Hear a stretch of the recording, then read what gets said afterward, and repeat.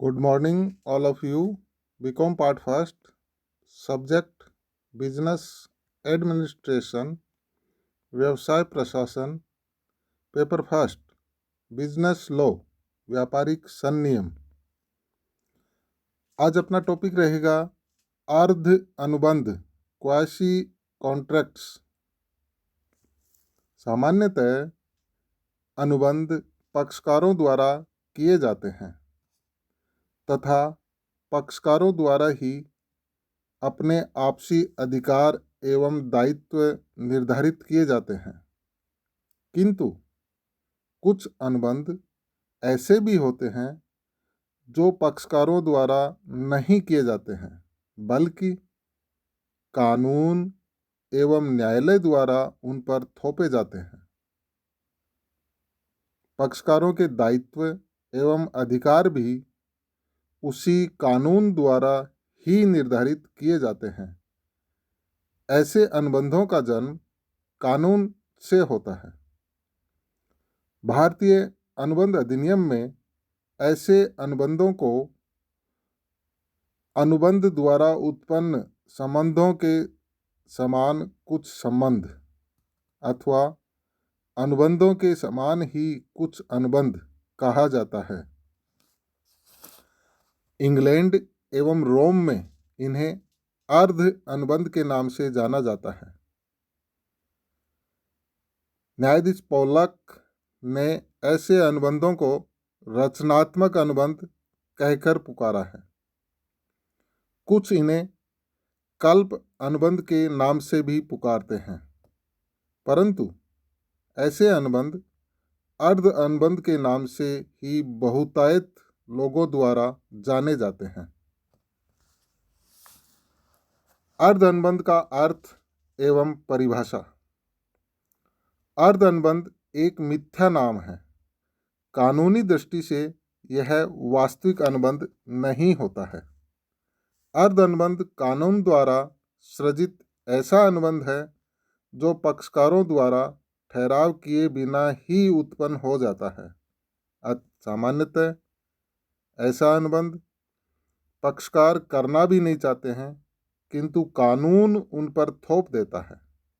वस्तुतः अर्ध अनुबंध पक्षकारों पर कानून द्वारा थोपा गया अनुबंध है। कानून ऐसा समता के सिद्धांत के आधार पर करता है। समता के सिद्धांत के अनुसार किसी भी व्यक्ति को दूसरे की कीमत पर अनुचित लाभ उठाने नहीं दिया जाना चाहिए। समता का सिद्धांत क्या कहता है? किसी भी व्यक्ति को दूसरे की कीमत पर अनुचित लाभ उठाने नहीं दिया जाना चाहिए। अर्ध अनुबंध की कुछ एक परिभाषाएं दी गई है। उनमें से एक परिभाषा अपन यहाँ पर स्पष्ट कर लेते हैं। जैसे डॉक्टर डेंक्स के अनुसार अर्ध अनुबंध एक ऐसी स्थिति है जिसमें कानून नैसर्गिक न्याय के सिद्धांत के आधार पर किसी व्यक्ति पर दायित्व थोपता है जो वास्तविक अनुबंध की तरह ही उत्पन्न होता है, जबकि वास्तव में कोई स्पष्ट या गर्भित अनुबंध नहीं किया जाता है। इस प्रकार स्पष्ट हो जाता है कि अर्ध अनुबंध वास्तविक अनुबंध नहीं है, बल्कि कानून द्वारा थोपा गया अनुबंध है।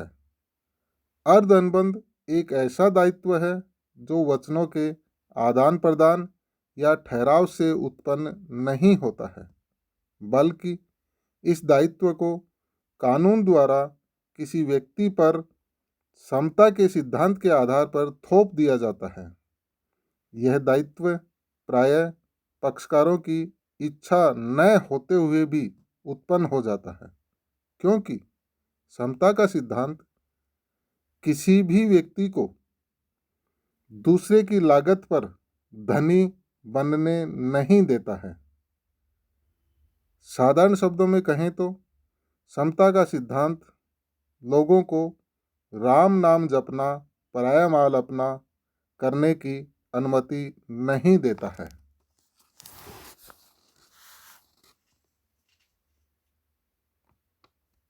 इस प्रकार अपन आगे अर्ध अनुबंध के लक्षण या विशेषताएं भी स्पष्ट कर सकते हैं। अर्ध अनुबंध के लक्षण नंबर 1, अर्ध अनुबंध कोई वास्तविक अनुबंध नहीं है, बल्कि यह कानून द्वारा किसी व्यक्ति पर थोपा गया दायित्व है। इसका सृजन प्रस्ताव या स्वीकृति या ठहराव से नहीं होता है, बल्कि इसका सृजन कानून द्वारा किया जाता है। नंबर 3, यह पक्षकारों को स्पष्ट या गर्भित इरादों एवं इच्छा से उत्पन्न नहीं होता है। यह तो प्रायः पक्षकारों की इच्छाओं एवं भावनाओं के विरुद्ध उत्पन्न हो जाता है। नंबर 4, यह किसी व्यक्ति के कर्तव्य के कारण उत्पन्न होता है, न कि किसी के वचन देने के कारण। नंबर 5, यह समता के सिद्धांत के लागू होने से उत्पन्न होता है। समता का सिद्धांत यह कहता है कि किसी भी व्यक्ति को दूसरे की कीमत पर अनुचित लाभ उठाने नहीं दिया जाना चाहिए। नंबर 6, अर्ध अनुबंध सामान्यतः किसी पक्षकार को एक धनराशि प्राप्त करने का अधिकार देता है, न कि क्षति की राशि। नंबर 7, अर्ध अनुबंध व्यक्ति लक्षी अधिकार प्रदान करता है, लोक लक्षी अधिकार नहीं देता है।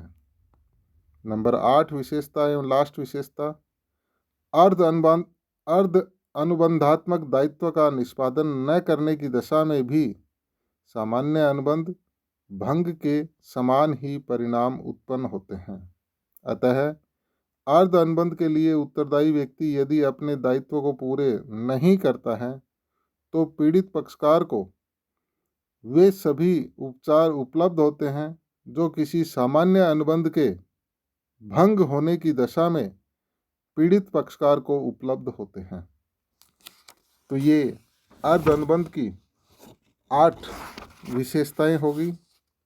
अर्ध अनुबंध का अर्थ अपन ने स्पष्ट कर लिया। अब इसमें आगे अपन स्पष्ट करते हैं कि अर्ध अनुबंध एवं साधारण अनुबंध में क्या अंतर होता है। क्वेश्चन ये बनता है, अर्ध अनुबंध को परिभाषित कीजिए, अर्ध अनुबंध के लक्षण या विशेषताएं बताइए तथा अर्ध अनुबंध एवं साधारण अनुबंध में क्या अंतर है। तो ये 3 पार्ट हो गए इस क्वेश्चन के। अर्ध अनुबंध का अर्थ, अर्ध अनुबंध के लक्षण और अर्ध अनुबंध एवं सामान्य अनुबंध में अंतर। यह 20 नंबर का क्वेश्चन बनता है इस टाइप से। तो अपन आगे स्पष्ट करते हैं अर्ध अनुबंध एवं साधारण अनुबंध में अंतर। वो ही इसमें 3 कॉलम के आधार पर अपन इसको स्पष्ट करते हैं।